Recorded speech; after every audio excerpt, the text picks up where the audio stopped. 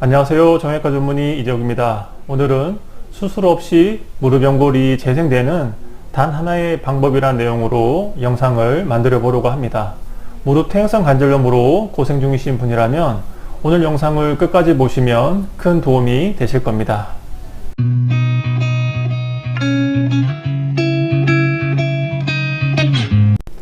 제가 제목에서 수술 없이 무릎 연골이 재생되는 단 하나의 방법이라고 말씀을 드렸는데요. 오늘 말씀드릴 이 방법 말고는 연골이 재생되는 방법은 없습니다. 그렇게 이해하시면 되겠습니다. TV 광고를 보면 관절에 좋다는 이런 건강보조식품들이 광고를 많이 하는데요. 이 약을 드셔도 관절 연골은 재생되지 않습니다. 그럼 병원에서 흔히 주는 관절 연골 주사는 어떨까요? 연골 주사는 이름에 연골을 많이 들이셔서 연골을 재생시킬 것 같지만 사실은 이 연골 주사로도 연골은 재생되지 않습니다. 연골 주사를 맞는 이유는 연골에 걸리는 마찰을 줄여서 연골을 보호하는 효과가 있기 때문에 연골 주사를 맞는 것입니다. 제가 환자분들께 연골 주사의 효과는 자전거 체인에 기름칠을 하는 것과 똑같다고 말씀을 드리는데요. 연골에 걸리는 마찰을 줄일 수 있기 때문에 연골을 보호하는 효과는 확실히 있습니다. 그래서 주기적으로 연골 주사를 맞는 것을 권유해 드립니다. 무릎이 아파서 큰 병원에 가보시면 이런 엑스레이를 찍어 보신 분들이 계실 텐데요. 하지 정렬 엑스레이라고 합니다. 이 엑스레이를 찍는 이유는 다리가 O자 다리인지 X자 다리인지 확인하려고 이 엑스레이를 촬영하게 됩니다. 엑스레이를 촬영하고 고관절의 중심과 발목 중심을 확인한 다음에 중심을 연결하는 선을 긋게 되는데요. 이 선을 체중 부하 선이라고 합니다. 이 체중 부하 선을 통해서 다리가 O자 다리가 있는지 X자 다리가 있는지 확인하게 됩니다. 다리가 일자 다리라면 체중 부하 선은 무릎의 중심을 지나게 됩니다. 아주 이상적인 다리 모양이 되는 거고요. 우리나라 사람들은 O자 다리가 많습니다. 그래서 체중 부하 선을 그어보면 체중 부하선이 무릎 안쪽을 지나는 것을 확인할 수 있습니다. 우리나라 사람들은 서양인에 비해서 O자 다리가 많은데요. 그 이유는 방바닥에서 이런 양반다리를 많이 하기 때문에 O자 변형이 많이 생기게 됩니다. 따라서 바닥에 앉는 것보다는 이렇게 의자에 앉는 것이 무릎 변형을 방지할 수 있고 무릎 건강에도 더 도움이 됩니다. 제가 예전에 올린 영상 중에 내 허리를 망치는 나쁜 생활 습관에 나쁜 앉기에라는 영상을 보시면 방바닥에 앉는 것이 허리 건강에도 안 좋다고 말씀을 드렸는데요. 똑같은 이유로 방바닥에 앉으면 무릎에도 좋지 않습니다. 그래서 무릎과 허리를 보호하기 위해서 방바닥에 앉는 습관을 안 하시는 게 좋습니다. 그럼 체중이 60kg인 사람이 있다고 가정해 보겠습니다. 일자 다리가 있는 경우는 체중 부하선이 무릎의 중심을 지나게 되고 O자 다리가 있는 경우는 체중 부하선이 무릎의 안쪽을 지나게 됩니다. 이런 경우에 무릎에 걸리는 하중이 각각 어떻게 되는지 같이 살펴보도록 하겠습니다. 체중이 60kg인 경우에 다리가 일자 다리인 경우는 어떻게 되는지 같이 한번 보도록 하겠습니다. 일자 다리인 경우는 무릎 중심선이 무릎의 중심을 지나기 때문에 무릎 안쪽과 바깥쪽에 걸리는 하중이 각각 15kg, 15kg으로 동일하게 작용하게 됩니다. 그럼 이번에는 O자 다리인 경우를 보도록 하겠습니다. O자 다리가 있는 경우에는 체중 부하선이 무릎 안쪽을 지나기 때문에 체중의 대부분이 무릎 안쪽에 걸리게 됩니다. 체중이 60kg이라면 무릎 안쪽에 걸리는 하중은 20kg이 되고 바깥쪽은 10kg이 됩니다. 이 내용을 정리해서 다시 한번 말씀드리면 일자 다리인 경우는 무릎 안쪽과 바깥쪽이 각각 동일하게 하중이 걸리기 때문에 각각 15kg씩 하중이 걸리게 되고 O자 다리인 경우에는 무릎 안쪽에 더 많이 하중이 걸리기 때문에 안쪽에는 20kg, 바깥쪽에는 10kg의 하중이 걸리게 됩니다. 그럼 여기서 간단한 문제를 하나 내보도록 하겠습니다. 1번부터 4번까지가 있는데요. 여기서 가장 빨리 무릎 연골이 닿을 위치는 어디일까요? 정답은 4번입니다. 왜냐하면 4번이 20kg으로 가장 많은 하중이 걸리기 때문에 이 위치에서 무릎 연골이 가장 빨리 닳게 됩니다. 여기서 확인할 수 있는 것은 무릎의 하중, 즉 체중이 증가하면 연골은 빨리 닳는다 입니다. 오자다리가 있는 경우에는 무릎 안쪽의 연골이 빨리 닳기 때문에 저희가 관절 내시경을 이용해서 연골 재생술 수술을 시행하게 되는데요. 그때 촬영한 관절 내시경 사진을 제가 보여드리도록 하겠습니다. 말씀드린 대로 오자다리가 있는 경우는 무릎 안쪽에 하중이 많이 걸리기 때문에 무릎 안쪽의 연골은 이렇게 뼈가 보일 정도로 연골이 다 벗겨져 있는 것을 확인할 수 있고요. 바깥쪽은 체중이 적게 걸리기 때문에 연골이 상대적으로 깨끗한 것을 확인할 수 있습니다. 이렇게 뼈가 보일 정도로 연골이 심하게 벗겨진 경우에는 내시경 이용해서 연골 재생술을 시도하게 되는데요. 하지만 오자다리 변형이 심한 경우에는 연골 재생술을 시도해도 결국 실패하게 됩니다. 그 이유는 연골 재생술을 시행해도 무릎 안쪽에 걸리는 하중이 감소하지 않으면 연골이 재생되지 않습니다. 무릎의 하중, 체중이 감소하지 않으면 연골 재생술은 실패하게 됩니다. 그래서 무릎 안쪽에 연골 재생술을 성공적으로 시행하기 위해서 무릎 안쪽에 걸리는 하중을 줄이기 위해서 오자다리 교정 수술을 반드시 시행해야 합니다. 오자다리 교정 수술을 통해서 무릎 안쪽에 걸리는 하중을 감소시켜서 무릎 연골이 재생될 수 있게 하는 수술입니다. 그림처럼 교정 수술을 하고 나서 체중 부하선이 안쪽에 걸리던 것이 중심을 지나는 것을 확인할 수 있습니다. 이렇게 오자다리 교정 수술을 하고 나서 하중 변화를 같이 보도록 하겠습니다. 오자다리가 있을 때 무릎 안쪽에 걸리는 체중이 20kg이었는데 오자다리 교정 수술을 하고 나서 안쪽에 걸리는 하중이 12kg으로 감소했고 바깥쪽은 18kg으로 증가한 것을 볼 수 있습니다.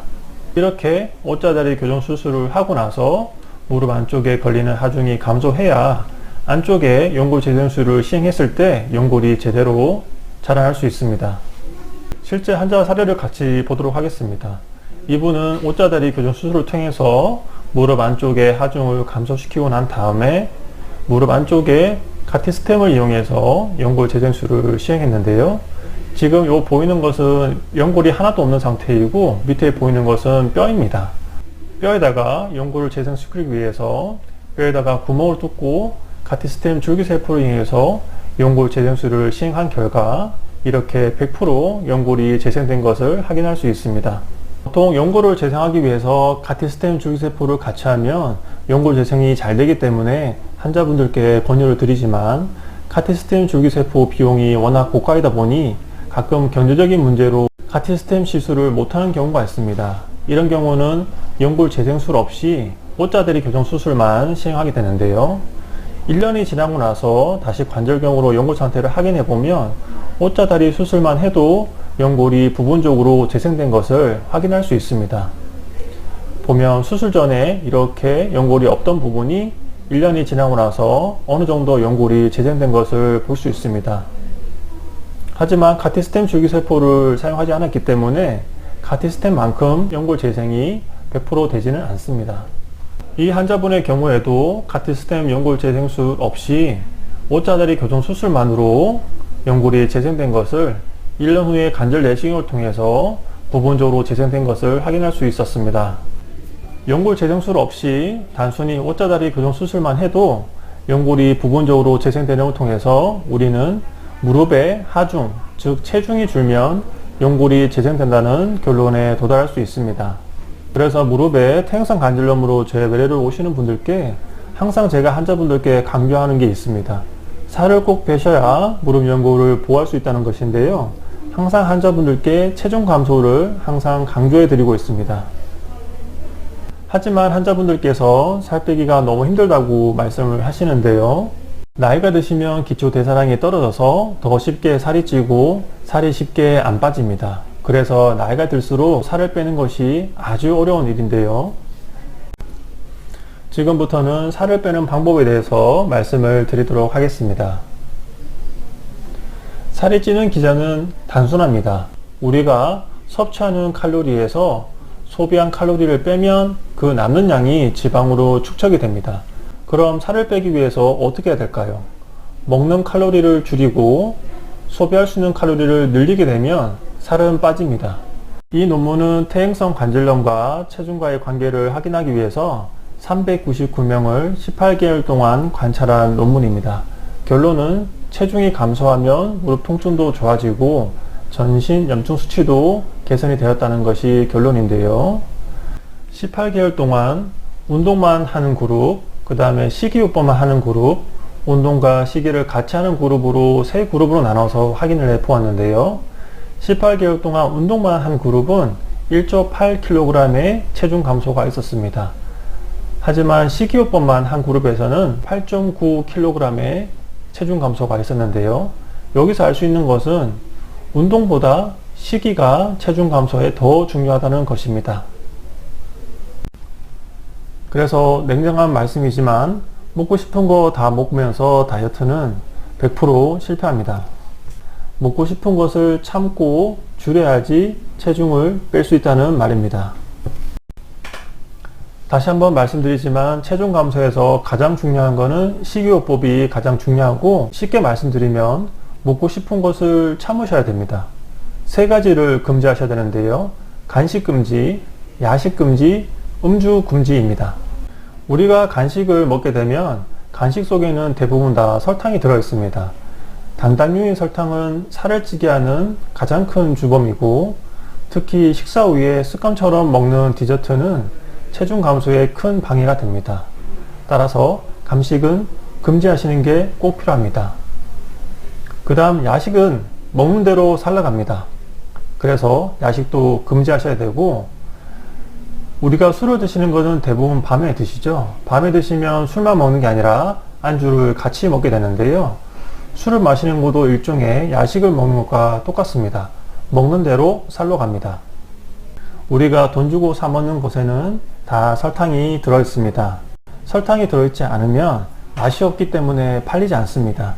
그래서 파는 사람 입장에서는 설탕을 많이 넣어서 달고 맛있게 만들 수밖에 없습니다. 살을 빼야 하는 입장이라면 이런 간식을 다 끊으셔야 살을 빼는 게 가능합니다. 간식은 끊으시고 하루 세 끼 식사만 하셔야 됩니다. 그럼 이렇게 말씀하신 분들이 계실 것 같은데요.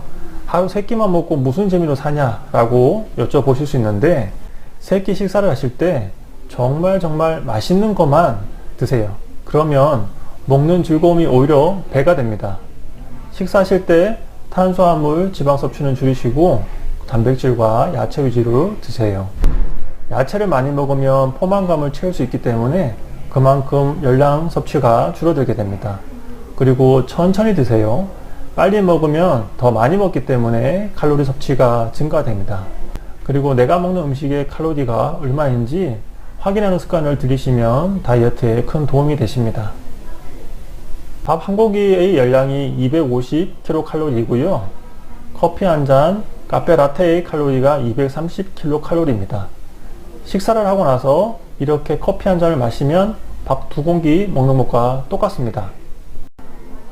자주 체중계를 확인하셔서 내가 다이어트를 잘하고 있는지 확인하시는 것도 다이어트에 큰 도움이 됩니다.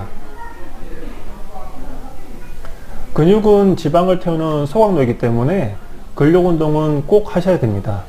걷기 운동도 좋지만 걷기 운동의 유산소 운동만으로는 부족하기 때문에 근력 운동을 같이 해야 열량 소비가 더 증가하고 살 빼는 데 더 효과적입니다. 내가 다이어트를 잘하고 있는지 확인하는 방법이 있는데요. 잠자리에 누웠을 때 배고파 라는 느낌이 확실히 들어야 됩니다. 자기 전에 배고프다 라는 소리가 나오면 내가 다이어트를 잘하고 있다고 생각하시면 되겠습니다. 오늘은 무릎 퇴행성 관절염과 체중의 관계에 대해서 말씀을 드렸습니다. 나이가 드시면 살 빼는 게 아주 어렵다는 거 저도 잘 알고 있습니다. 하지만 무릎 퇴행성 관절염에서 체중 감소 효과는 이미 과학적으로 증명되었고, 제가 외래에서 환자분들을 봐도 체중이 줄면 무릎 통증이 호전되는 것을 직접 확인하고 있습니다. 그래서 무릎 퇴행성 관절염으로 고생 중이시라면 퇴행성 관절염 약이라든지 건강보존식품에 의존하지 마시고, 그보다 더 효과가 확실히 입증된 살을 빼는 데 더 집중하시면 무릎 관절염이 좋아지는 것을 여러분들도 직접 체험하실 수 있습니다. 체중 감소 목표는 현재 체중의 10%를 목표로 하시면 됩니다. 내가 10% 체중 감소를 성공했다. 그러면 무릎 통증은 사라질 것입니다. 여러분의 성공을 기원합니다. 그럼 다음에도 더 좋은 영상으로 찾아뵙도록 하겠습니다.